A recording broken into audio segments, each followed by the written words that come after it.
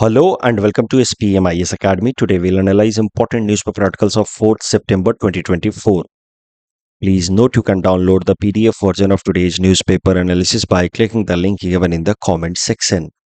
This is the list of the topics that we will be covering from today's newspaper. The first article is about India's diaspora outreach. This topic is important from our syllabus GS paper 2 international relations point of view. उसमें सीधा सीधा एक सब segment दिया हुआ है diaspora, उससे related ये आर्टिकल है.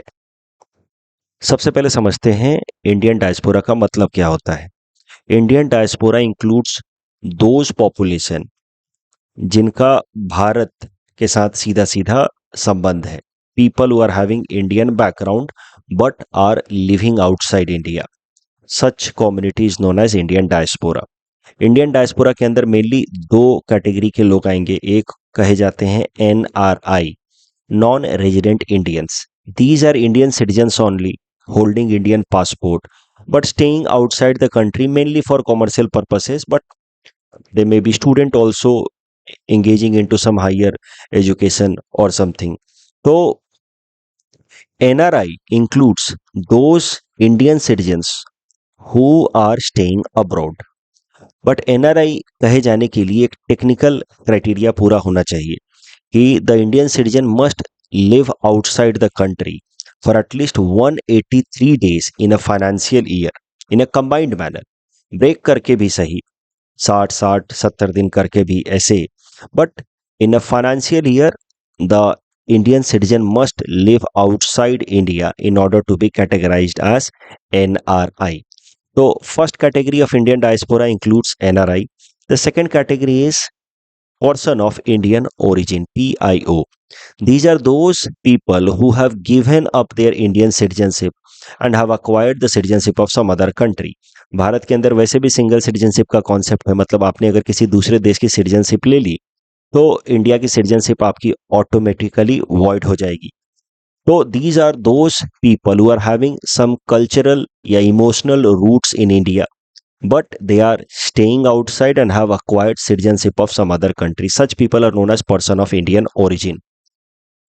अगर भारत की बात की जाए तो Indian diaspora number wise is largest in the world, यानी कि भारत मूल के लोग जो दुनिया के अलग अलग देशों में रह रहे हैं उनकी संख्या सबसे ज्यादा है.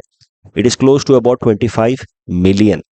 इंडियन डायस्पोरा के लोग कहाँ कहाँ जाकर के रह रहे हैं, अगर उनके डेस्टिनेशन देखें तो UAE is the biggest destination या largest destination followed by US and then Saudi Arabia, Kuwait, Oman, UK. तो आप कह सकते हैं कि वेस्ट एशियन कंट्रीज, उसके अलावा US and UK plus Canada are of course the important source of emigration for Indian diaspora.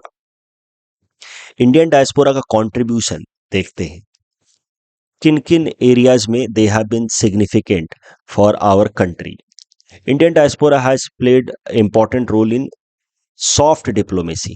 देखिए, एक तो हमारे डिप्लोमेट्स होते हैं officially designated who negotiate on behalf of our country in order to safeguard national interest. वो तो official diplomats हैं, but आप कह सकते हैं हमारे प्रधानमंत्री जी ने भी कहा है कि the Indian diasporas are unofficial diplomats. जो दुनिया के किसी भी देश में रह रहे हैं वो भारत को रिप्रेजेंट कर रहे हैं और उन्होंने वहां पे भारत के सॉफ्ट पावर को ऑगमेंट किया है, जिस कारण से उन देशों की सरकार जो है भारत के साथ बेहतर इंडिया फेवरेबल पॉलिसीज बनाने के लिए इंड्यूस होती है. For example, US India nuclear deal, civil nuclear deal was signed in the year 2005, जिसमें अमेरिका ने भारत को सिविल पर्पसेस के लिए न्यूक्लियर टेक्नोलॉजीज या न्यूक्लियर मटेरियल देने का प्रॉमिस किया. ये जो India US civil nuclear deal है that is significant because India is neither member of NSG nuclear supplier group nor signatory of NPT. तो ये दो इंपॉर्टेंट फोरम्स हैं जो कंडीशन नॉर्मली US फॉलो करता है अगर किसी भी दूसरे देश को उसको अगर न्यूक्लियर टेक्नोलॉजी या न्यूक्लियर मटेरियल देना है तो. कि आप एनएसजी के मेंबर हो या एनपीटी के सिग्नेटरी हो, न्यूक्लियर नॉन प्रोलिफरेशन ट्रीटी के सिग्नेटरी हो। ये दोनों फोरम्स क्या हैं, पुराने स्टूडेंट्स को तो पता होगा, आने वाले टाइम में किसी दिन न्यूज़पेपर एनालिसिस में एनपीटी और एनएसजी में दोबारा से करा दूंगा, so no need to worry for new students. मुद्दा यह है कि despite India not being member of these two, US signed US nuclear deal, Indo-US nuclear deal with India in 2005, which facilitated supply of nuclear technology and nuclear materials for civilian purposes to India in 2005। और ये जो Indo US civil nuclear deal sign हुई साल 2005 में, इसके पीछे कहीं ना कहीं Indian diaspora living in the US and having influence on the US government was a major factor. तो सॉफ्ट डिप्लोमेसी एक इंपॉर्टेंट एस्पेक्ट है इंडियन डायस्पोरा का, and that is how they contribute to India's rise at global stage level. Knowledge transfer. So many Indian diaspora living abroad and have gained significant amount of expertise and professionalism.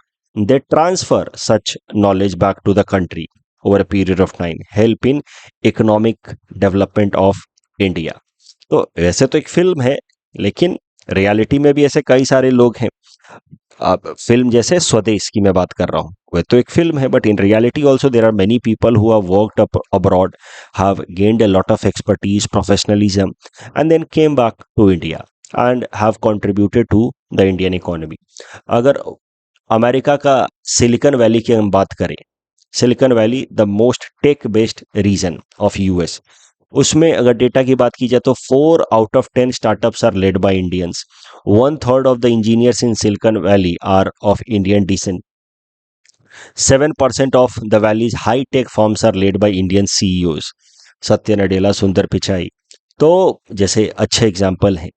तो knowledge transfer एक important role play करता है Indian diaspora. Source of remittance, ये हमने पहले भी देखा हुआ है कि इंडियन डायस्पोरा, मैं इकोनॉमी की क्लास में भी पढ़ाता हूँ कि India is largest earner of remittances, और हर साल लगभग हम लोग 115 से 120 बिलियन डॉलर रेमिटेंस अर्न करते हैं। Remittance is the money earned by Indian people abroad, Indian diaspora abroad, which is sent back to India for their family members and all, तो उसको कहा जाता है रेमिटेंसेस। तो remittances are largest as far as India is concern. Bharat दुनिया का सबसे ज्यादा रेमिटेंस कमाने वाला देश है, और हर साल हमारे फॉरेक्स रिजर्व को 115 या से 120 बिलियन डॉलर के आसपास रेमिटेंस का फायदा होता है।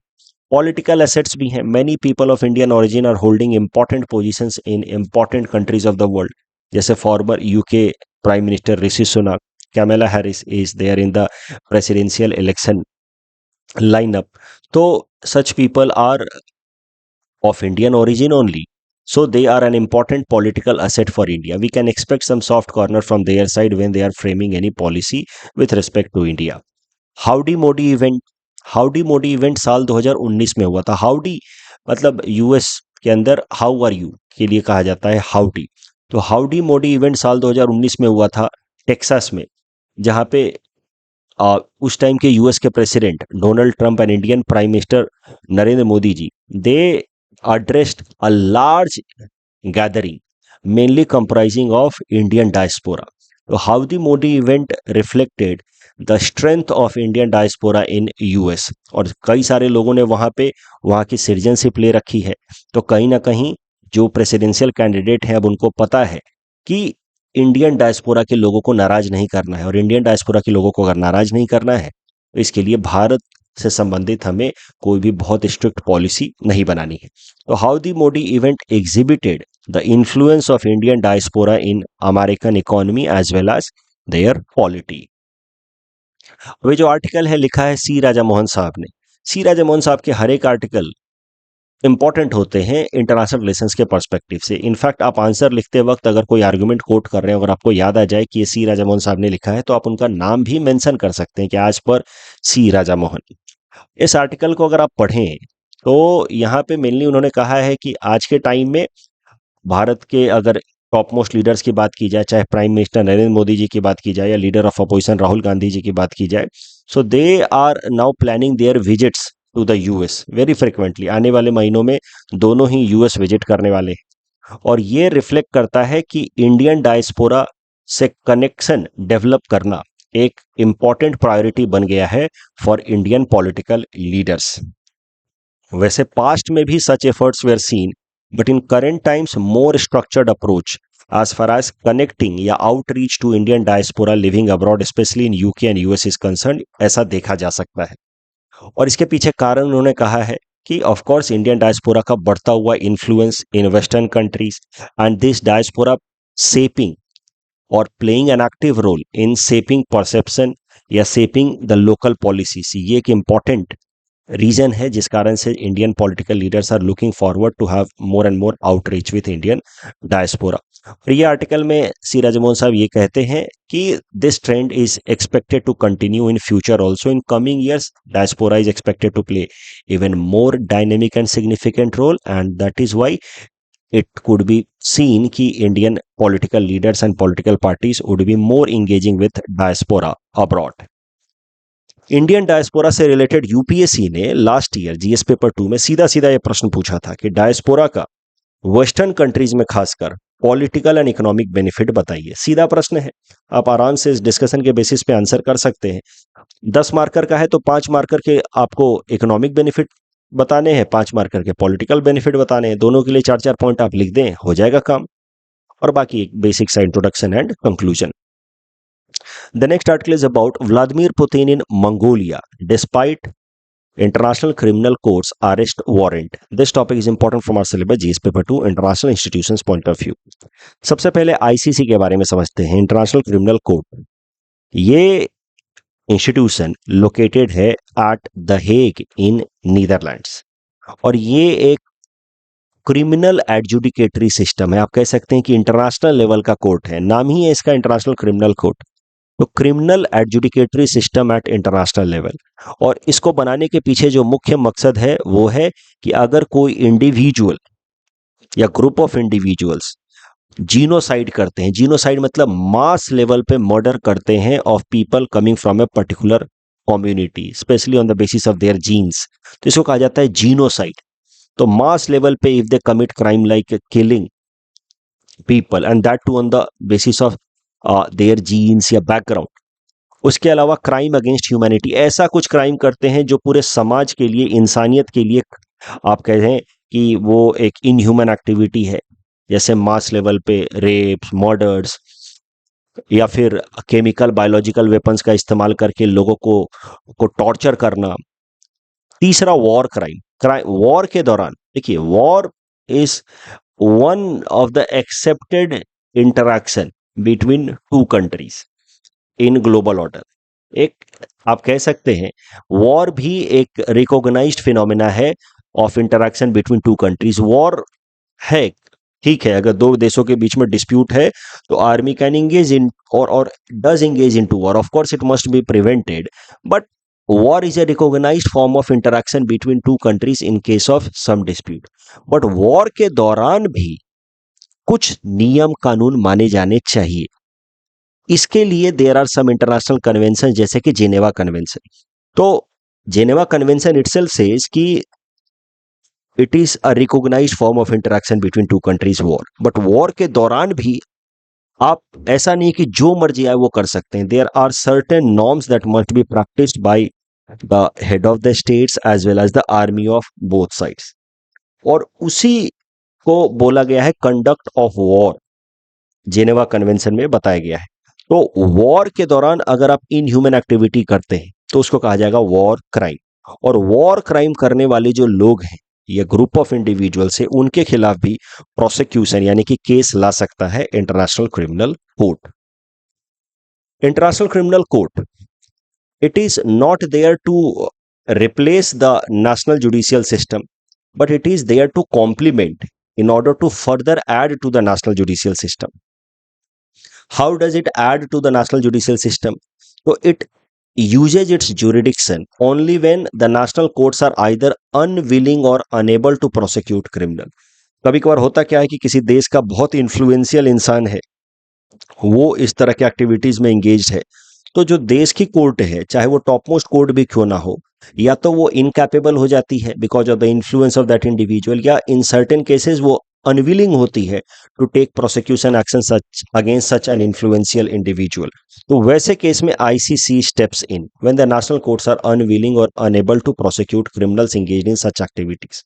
या दूसरा, व्हेन आईसीसी टेक्स केस, वो तब होता है जब United nation security council recommend करता है कोई केस टू आईसीसी कि ये पर्टिकुलर मैटर में war against humanity, crime against humanity, war crime या जीनोसाइड हुआ है। या तीसरा, जब कोई एक पर्टिकुलर इंडिविजुअल स्टेट, कोई इंडिविजुअल देश रेफर करता है मैटर टू आईसीसी की ये पर्टिकुलर इंसान या ग्रुप ऑफ इंडिविजुअल ने ये किया है, आप प्लीज इसके अगेंस्ट केस करें।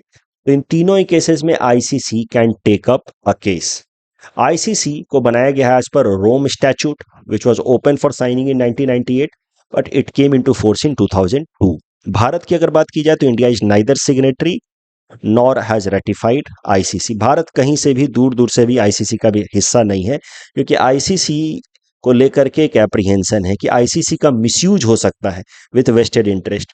वैसे हम लोग मान लीजिए कोई मिलिट्री ऑपरेशन कर रहे हैं against terrorist groups in Jammu and Kashmir, हमारी आर्मी कर रही है कोई मिलिट्री ऑपरेशन, आईसीसी में कोई केस ला सकता है हमारे आर्मी के अगेंस्ट या आर्मी चीफ के अगेंस्ट, प्रधानमंत्री जी के अगेंस्ट, कि हम लोग क्राइम अगेंस्ट ह्यूमैनिटी कर रहे हैं, वॉर क्राइम कर रहे हैं। सो there is a apprehension कि ICC can be used and it has been used as a tool in the past by few countries in order to further their selfish vested interest. So for that reason, India respects human rights, but yet we have decided to not be part of ICC because it could be used with selfish vested interest by the adversaries of India, especially countries like Pakistan, China, or in some case US as well.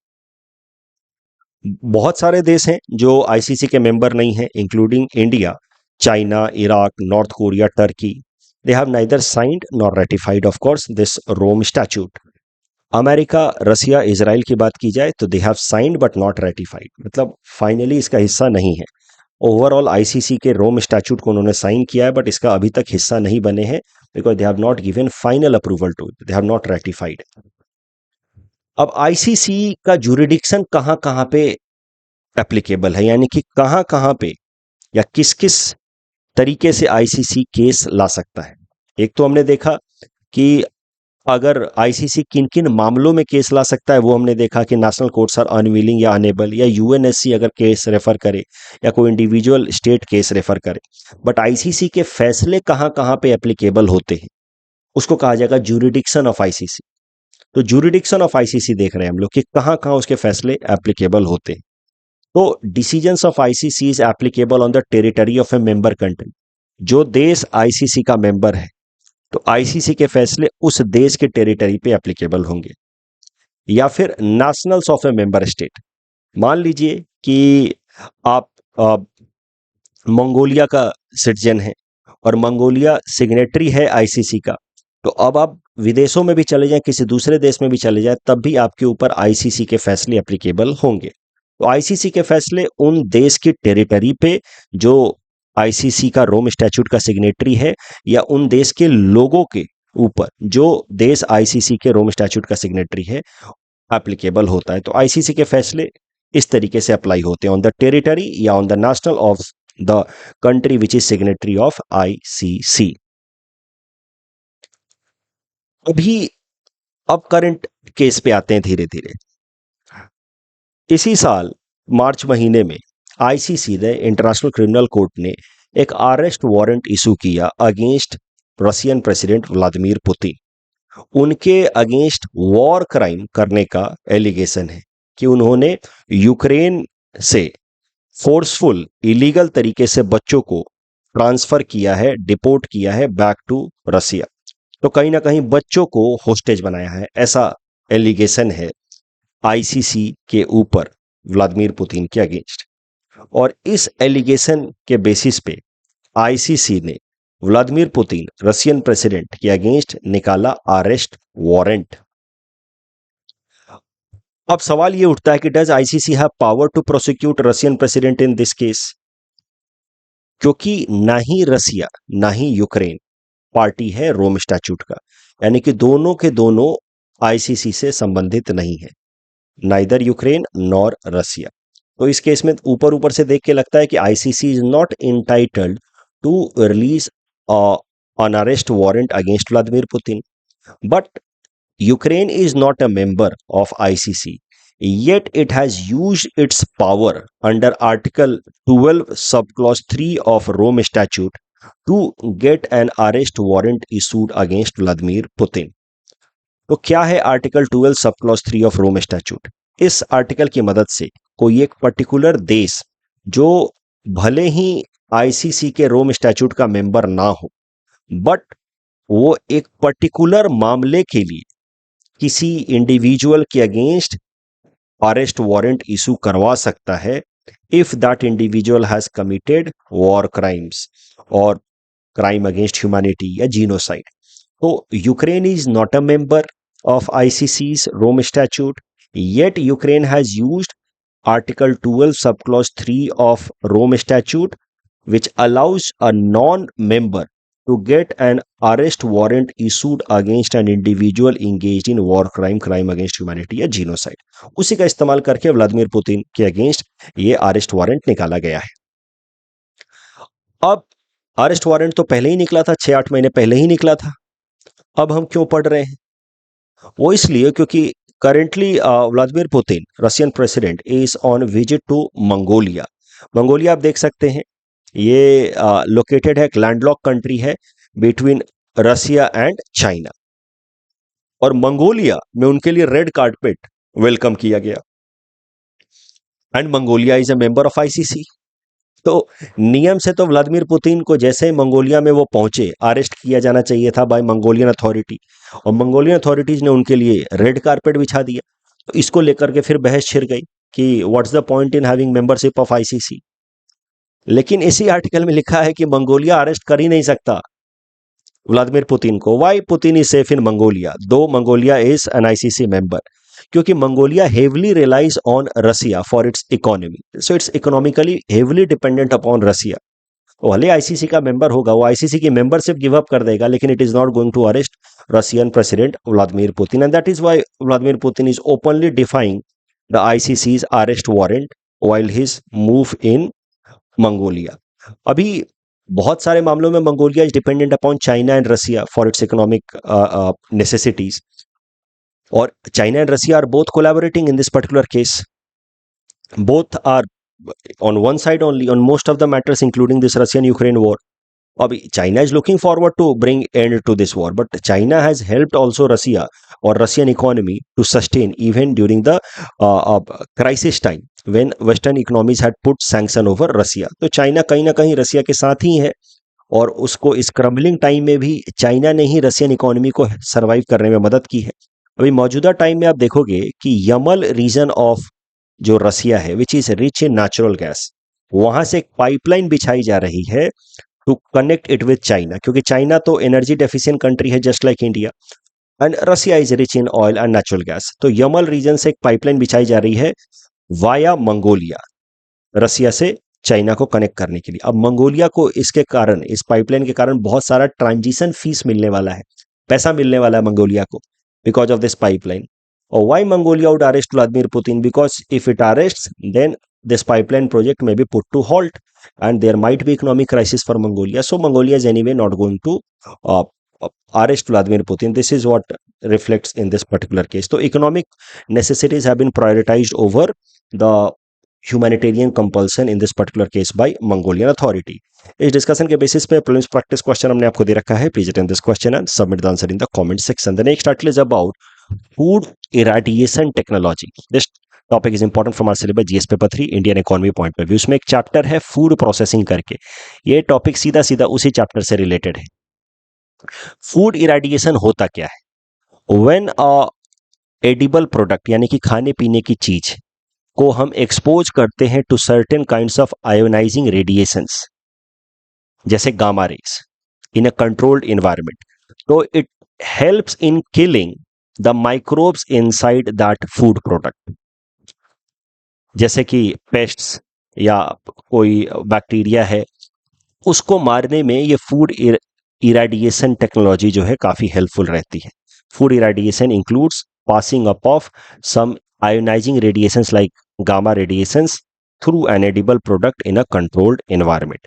तो इससे food borne related जो diseases हैं, illness हैं, साथ ही साथ food wastage का जो problem है वो काफ़ी हद तक रिड्यूस किया जा सकता है।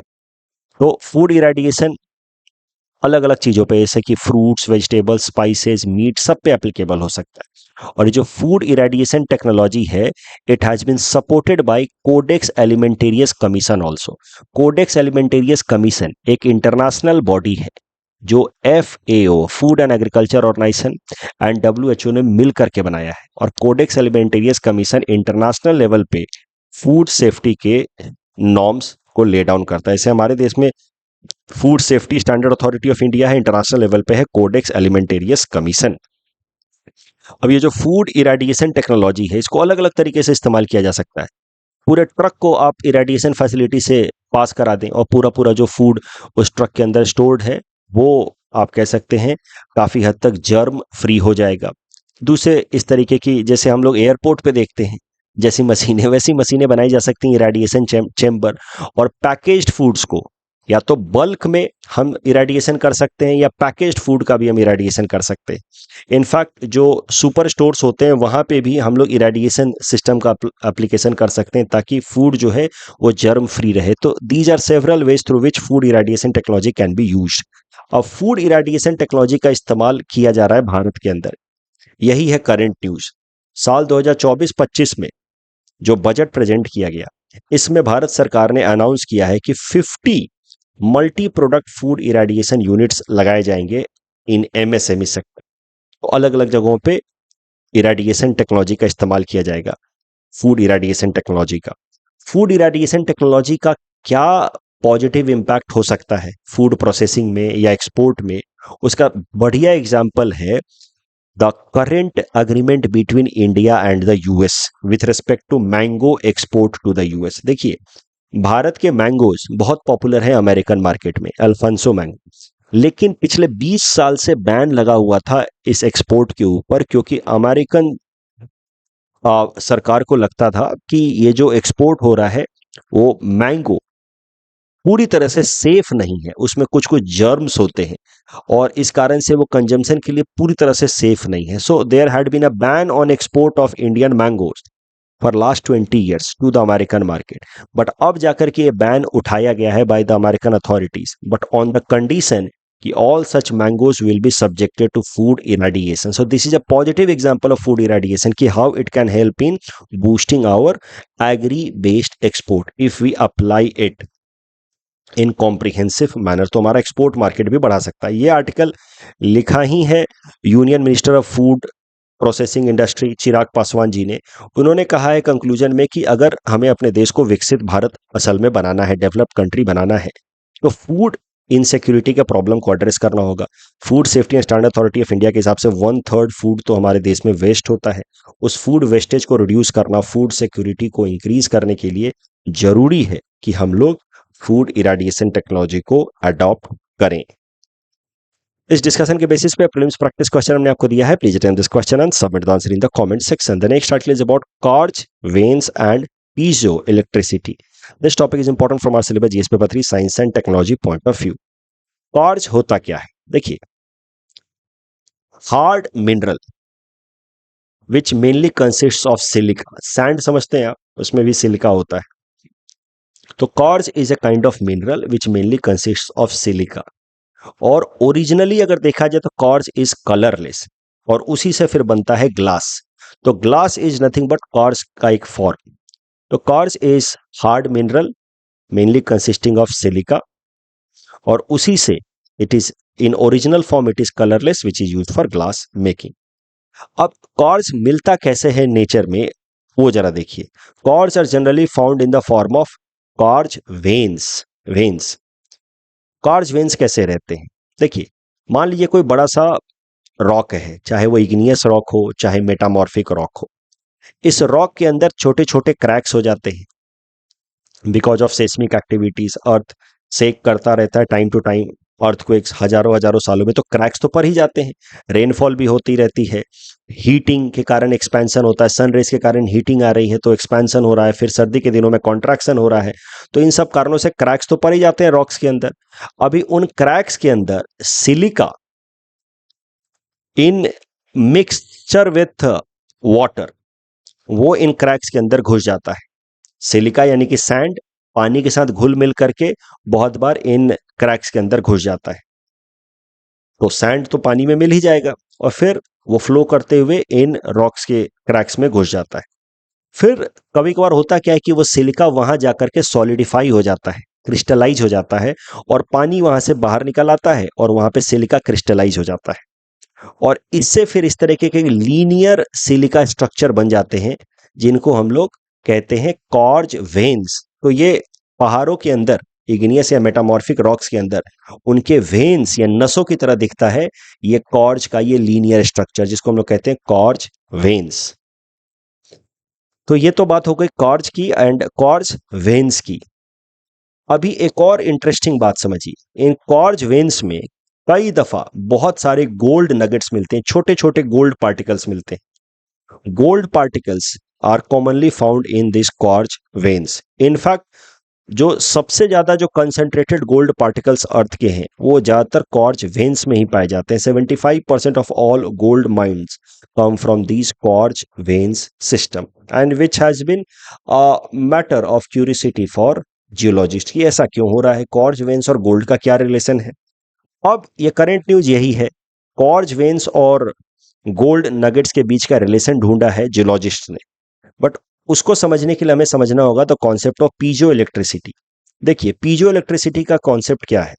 There are certain materials, some man made other natural. उनका कैसा है कि अगर उनके ऊपर आप प्रेशर लगाओगे तो इलेक्ट्रिक चार्जेस जनरेट करते हैं वो, because of mechanical stress they create electric charges and which can be use to produce electricity. ऐसे प्रोडक्ट्स को कहा जाता है piezo electric product. These are naturally found also, man made also, बनाया भी जा सकता है। और इन्हीं का इस्तेमाल किया जाता है ज्यादातर, जो आप शॉपिंग मॉल वगैरह में देखते हैं कि आप गेट के पास आके खड़े हुए गेट अपने आप खुल जाता है और फिर बाहर निकले गेट बंद हो जाता है। क्यों? क्योंकि आपके पांव के नीचे गेट के पास एक पीजो इलेक्ट्रिक मटेरियल लगा रहता है, जिसपे जैसे ही आप खड़े होते हैं उस पर मैकेनिकल स्ट्रेस लगता है। मैकेनिकल स्ट्रेस लगने के कारण इलेक्ट्रिसिटी सर्किट क्रिएट होती है और गेट खुल जाता है। तो piezo electric material is used beneath your feet at such shopping complex, जहां पे गेट ऑटोमेटिक सिस्टम में वर्क करता है। और ये जो पीजो इलेक्ट्रिक सिस्टम है ये रिवर्स मैनर में भी काम करता है, मतलब इस पे आप मैकेनिकल स्ट्रेस लगाओगे तो इलेक्ट्रिसिटी प्रोड्यूस करेगा, और इलेक्ट्रिसिटी अगर अप्लाई करोगे तो ये मैकेनिकल स्ट्रेस प्रोड्यूस करता है। ये होता है पीजो इलेक्ट्रिसिटी इन रिवर्स।